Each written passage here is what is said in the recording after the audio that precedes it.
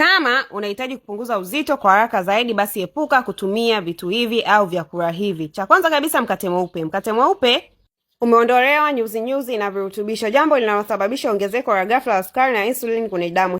Hivyo inafanya mwili uhifadhi mafuta mengi zaidi, hasa tumboni. Na namba 2 ni soda. Soda ni chanzo kikubwa sana kinachoongeza uzito au mafuta mengi mwilini, kwa sababu zinaenda kuathiri metabol na kuongeza hamu ya kula. Hivyo soda sio nzuri sana kwa mtu ambaye anahitaji kupunguza uzito.